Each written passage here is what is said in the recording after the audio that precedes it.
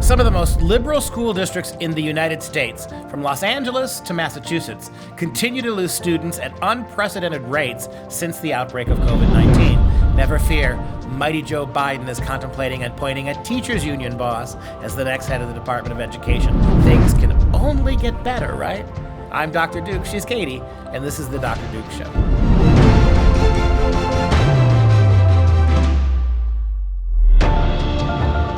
Hello, everyone, and welcome to the Dr. Duke Show, the only program that brings you this kind of craziness impacting K-12 classrooms and college campuses around the world. As you can see, I've got my Freedom Tumbler, and you should too. Just head over to the Patriot Club. That's patriotclub.us. That's patriotclub.us to make a one-time yearly tax-deductible donation. We'll ship you one of these little bad boys. It makes a great gift for Christmas, and it allows us to fight back against the politically correct forces of left-wing censorship. So do it for Pat. Pat Riot says, do it now. All right, Katie joins us now with a long look at the rapidly declining health of our republic. Person of the Year. Oh, Time, you were once a magazine, but now just a shill for the woke ways of the social justice nonsense. So, of course, an old creep and the new wicked witch of the West are the singular Person of the Year. Together, maybe they make one person. Maybe. Let me explain. Time. It's not on Joe Biden's side. No, it isn't. All right, that's the best I can do. Even the cover of the magazine announcing Joe as, I guess, one half Person of the Year shows him completely lost while Kamalama Ding Dong is signaling the hounds. Look closely. She is lurking in the shadows, just waiting for the poison to set in. I'm telling you, Joe needs to watch his feeding tubes more closely from here on out. Shortly after hearing the news, Kamala was said to have presented Joe with some special ice cream. Unlike a Tootsie Pop, it took just one lick to get to the center of her evil plan. Mr. Fox, how many licks does it take to get to the Tootsie Roll center of a Tootsie Pop? Why don't you ask Mr. Turtle, for he's been around a lot longer than I. Me? I bite. For those who don't understand the metaphor, Biden is the turtle and Harris is the fox. One is ancient and the other one bites. Joe understands that we have different life experiences, but we also have an incredible amount of shared values. We both have spent our entire careers in public service. And I think that's what makes ours a full and very robust partnership. Oh, sure, they have shared values, such as being in public service their entire careers, such as living off the government teats and not doing anything to help anyone outside of their own self-interest, such as Hunter Biden, anyone? When Time made the announcement on Twitter that Commie Joe, oh, by the way, that's what I'm calling them collectively from now on, consider it a trademark. Let me know in the comments if that works for y'all. Anyway, when Time made the announcement on Twitter that Commie Joe was collectively Person of the Year, I thought it made sense insofar as together they get closer to being a single person. Keyword, closer. This is the first time we've also named a vice president as Person of the Year. The Biden-Harris ticket represents something historic. Thank you for the honor. Thank you very much. Thank you. Person of the Year is not just about the year that was, but about where we're headed. And the next 4 years are going to be an enormous test of them and all of us to see whether they can bring about the unity they've promised. There is no good reason for them to be chosen, other than we know 2020 is literally a dumpster fire, so just give it to the best representatives of said fire. And how does one celebrate being named Person of the Year? Well, you know Joe has his ways. Come on, this could hurt your reputation, man. You're going to have to go home and explain, what would I do with that Democrat? Kids, come on over here, okay? You ready? Thank you so much. Now, you getting in this picture? Right, so right over here. There we go. You can put it away. Oh, if only any of that was falsified in any way. But Joe only does that with election results. But in all honesty, upon being named Person of the Year and then having the results of the Electoral College vote, Joe promptly decided to give a big kick in the dick to half of the country by claiming peace, love, and harmony. 306 electoral votes is the same number of electoral votes that Donald Trump and Vice President Pence received when they won in 2016. Excuse me. COVID! Sorry. Continue. At your own peril. If anyone didn't know before, they know now. What beats deep in the hearts of the American people is this: democracy. The right to be heard, to have your vote counted, to choose leaders of this nation, to govern ourselves. In America, politicians don't take power. People grant power to them. The flame of democracy was lit in this nation a long time ago. And we now know nothing, not even a pandemic or an abuse of power, can extinguish that flame. Like his flame will be extinguished sooner than later, if you know what I'm saying. Where is Kamalama Ding Dong right now, by the way? And here's one more flame fanning he is doing by lying in a claim for unity.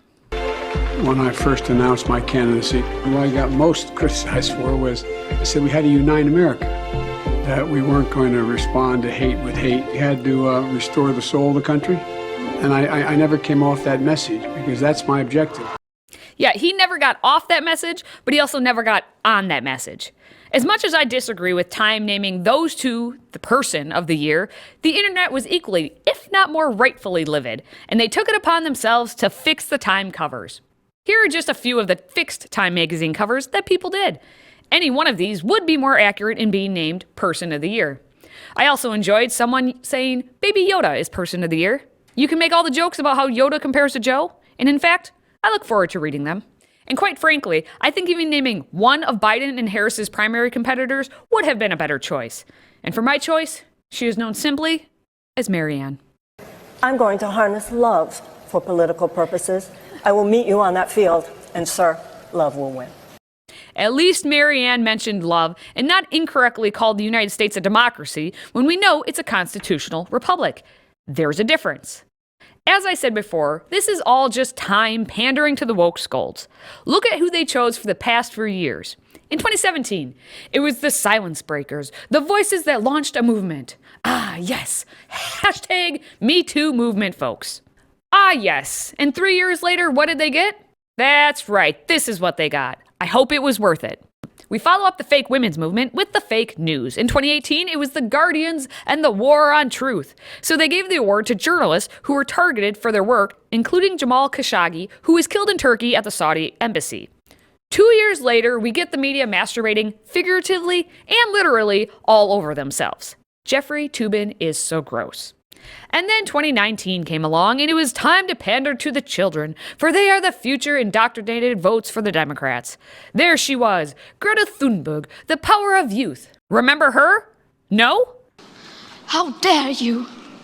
If you've been around Healthy Republic for a while, you can tell that is my favorite clip of all time, and I will continue to use it because it's so versatile, unlike Greta, who has been fed her script and told to embrace the puppeteering.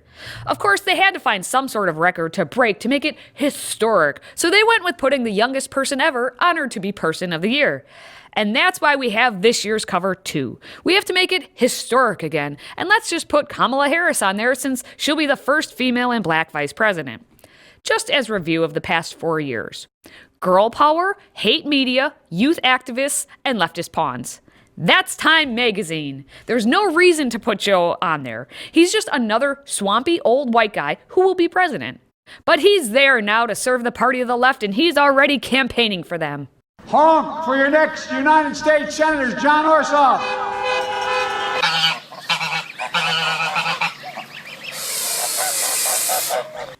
You see that one hissing? That one's name is Kamala. And as you know, she is not a Mr. Miyagi and will show no mercy. No mercy.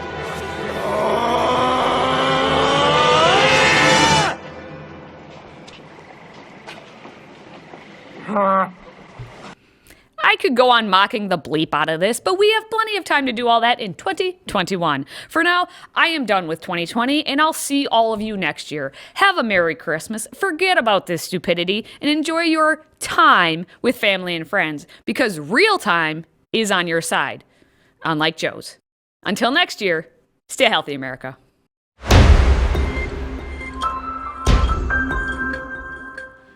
Joined now by Alex Newman, our international correspondent. Alex, thanks for joining us today, and Merry Christmas. Hey, Merry Christmas to you. Always great to be with you, Duke. Thank you. Well, we've got a good little stocking stuffer for the day, don't we? We got some good news to report. Homeschool numbers are beginning to skyrocket. More and more kids are leaving the public school system. We now have proof of this. And remarkably, most of this exodus is coming from the big liberal cities, from Los Angeles all the way to Massachusetts. Talk about the story, Alex. Yeah, I can't even tell you how pleased I was to see this news. It was pouring in from all over the country. The CNN, the New York Times, the NPR, they all picked up on it. There is a deluge of families, just a flood leaving the government school system. There is now panic among the bureaucracy. They're worried about the money, but they're pretending like they're worried about the kids. But depending on what district, what state you look in, anywhere from 5 to 15, some districts even 20% decline in enrollment. When you look at the younger years, the pre-K, the kindergarten, the first graders, massive drops, in some cases 30% lower than 2019. And then they lie. They say, oh, it's because people don't like virtual school. I'm like, oh yeah, we have Freedom Project Academy, and we had record enrollment.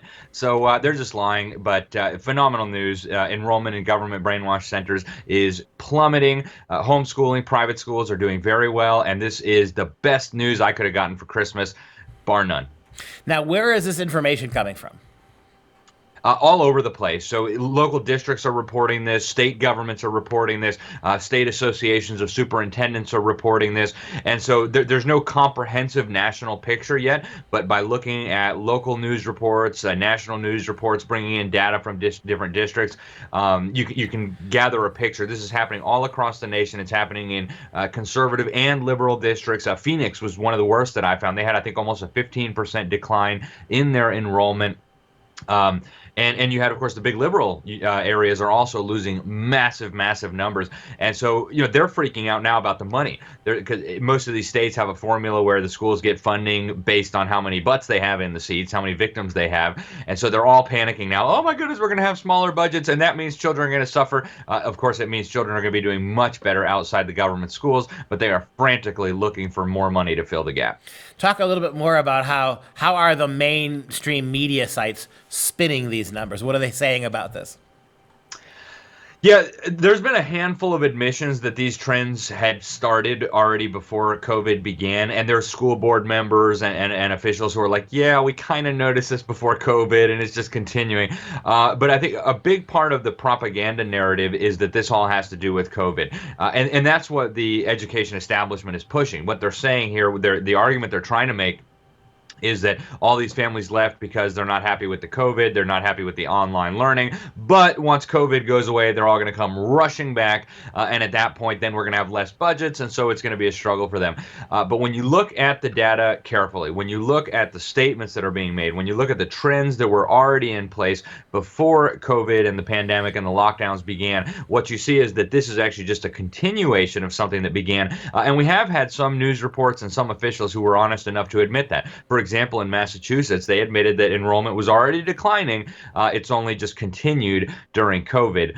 And so, yeah, they're trying to put a happy face on all this and also try to make sure they keep their money. But I think the facts speak very clearly. What's happening is not a response just to COVID. It is a response to the indoctrination, the radicalization, the sexualization. Our issues have become mainstream now. When you've got the president of the United States, the biggest talk show host in America, Rush Limbaugh, and the biggest evangelical leader in the United States, Franklin Graham, all saying we need to protect our children from government indoctrination centers, you know that this campaign has now moved from the fringes to right smack in the middle of the mainstream. It's only a matter of time, I think, before the Titanic goes down.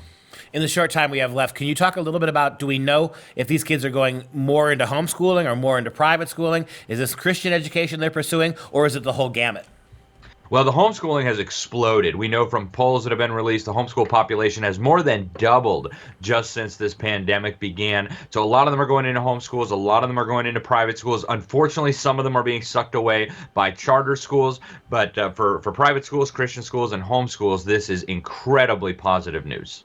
It really is good news, and it's, like you said, it's a kind of a holiday miracle, right? But what do you expect when you have teachers' unions demanding that the schools stay closed all the way through June of next year? Expect more of this. So we'll talk more about the consequences of this on the other side, Alex.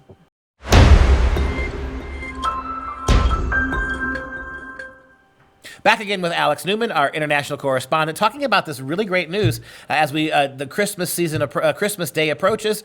We are having more and more kids abandoning public schools, particularly in the large liberal school districts, places like Los Angeles, Phoenix, Arizona. Massachusetts, one of the bluest states in the country, is experiencing high levels of kids just checking out of the public schools. And the inevitable question is, Alex, we know that the progressive educrats, buoyed by the illegitimate election of Joe Biden, we know that they're going to do everything in their power to stop this. What do you expect is going to happen when Biden takes office in January? What's going to happen educationally regarding this trend of kids voluntarily leaving the system?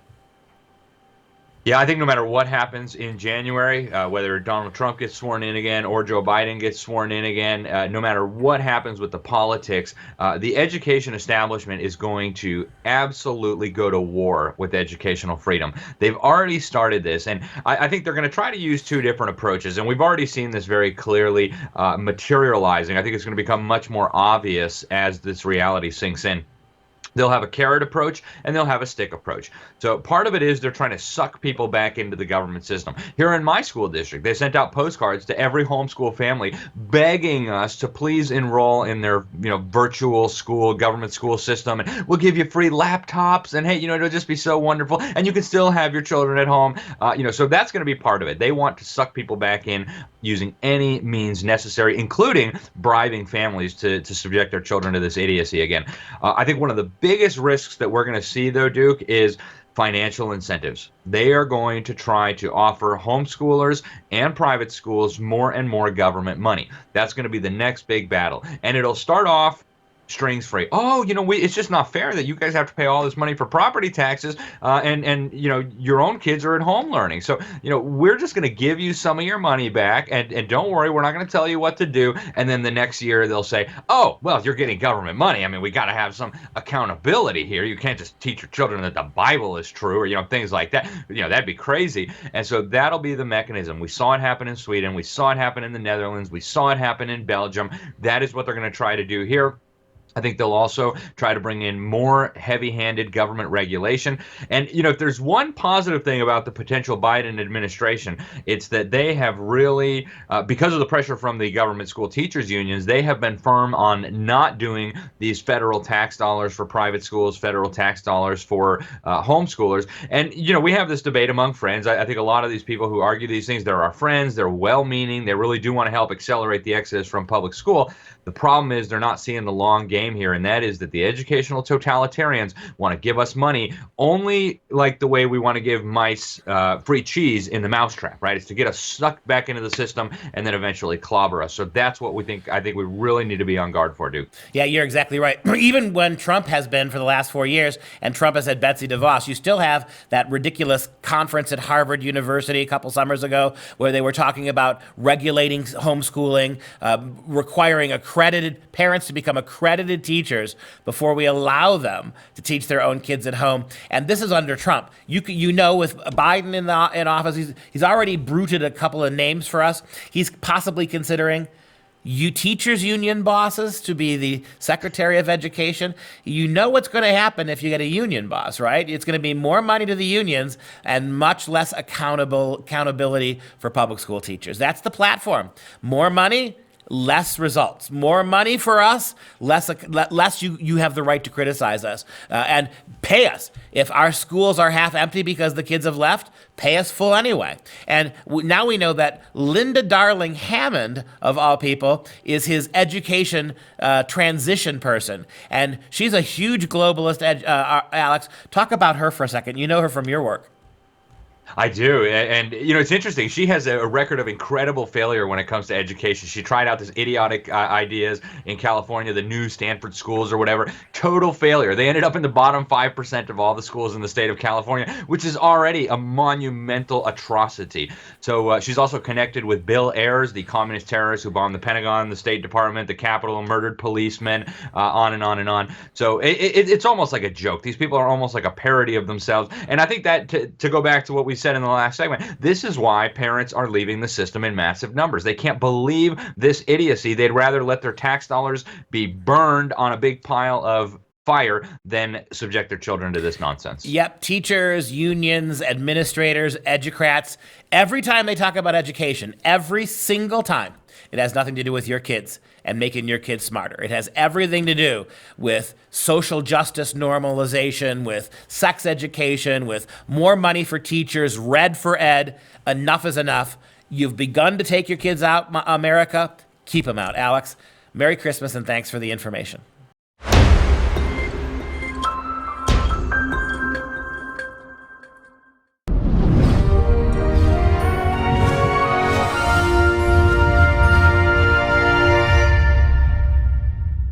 It's that glorious time for some real education. Andrew Marvell was an English metaphysical poet, satirist, and a politician who sat in the House of Commons at various times between 1659 and 1678. He was a colleague and friend of John Milton, and his poems ranged from the love song To His Coy Mistress to personal and political satires, Flecknoe, and the character of Holland.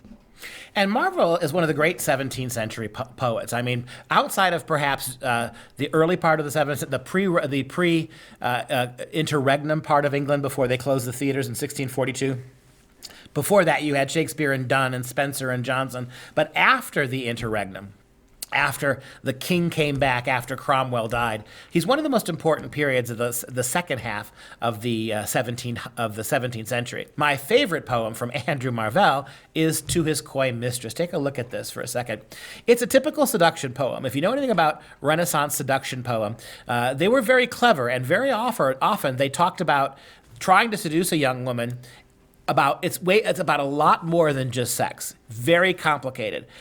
John Donne, who we looked at in the past in this show, has done them. This is one of the most beautiful and complicated of all the seduction poems, because when you get right to the point, it's not about he and her enjoying sex at the moment or enjoying their relationship physically. It's about the problem of time. All these great seduction poems really are poems about time, and time is the great enemy of all that lives in this malleable, this mutable world. And so look at the opening. He says to her, "Had we but whirled enough in time, this coyness, lady, were no crime." I mean, she's playing the part of the seduction queen, right? He advances and she withdraws. He makes his proposition open to her, and she plays coy. "Had we but whirled enough in time, this coyness, lady, were no crime." If we had all the time in the world, we would sit down and think which way to walk and pass our long love's day. But you know what, he says? We don't have that world. This is a world where time devours. But at my back I always hear time's winged chariot hurrying near. And yonder all before us lie deserts of vast eternity, right? I mean, all that we have when we're dead are vast open spaces of nothing. When you're dead, he says, thy beauty shall no more be found, nor in thy marble vault shall sound my echoing song. When they bury you in your chamber, you won't be able to hear me. Then, what a graphic image, then worms shall try that long preserved virginity. Right? That what you will not give me, the worms will have. That worms will try that long preserved virginity, and your quaint honor will turn to dust, and into ashes all my lust. The grave's a fine and private place, but none, I think, do there embrace. Some of the language there is some of the most compelling arguments about the wasting nature of time. Beautiful and grotesque. I urge you to read the whole poem. It's about twice as long as I read you, but it's a good one. To His Coy Mistress. Good way to spend a little time. All right, before we go, this is your daily reminder that the best way to keep up with our various shows at Freedom Project is to follow us on Parler. We're pretty active over there. So take just a few moments and start following at Duke Pesta, at Katie, and at Freedom Project. Now, we want to take a moment, as we do from time to time, to show some love to our Patriot Club members. And today, we're going to give a shout out to Dawn from New Lebanon, Ohio, your home state. So thank you, Dawn, for supporting us.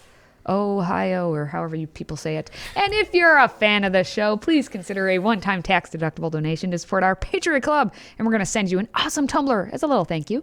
So to sign up, visit patriotclub.us. That's patriotclub.us. freedomproject.us. Now we're going to wrap things up as we do with the fun fact of the day. Because of tectonic plates and all that sciencey stuff, Hawaii moves just under 3 inches closer to Alaska every year.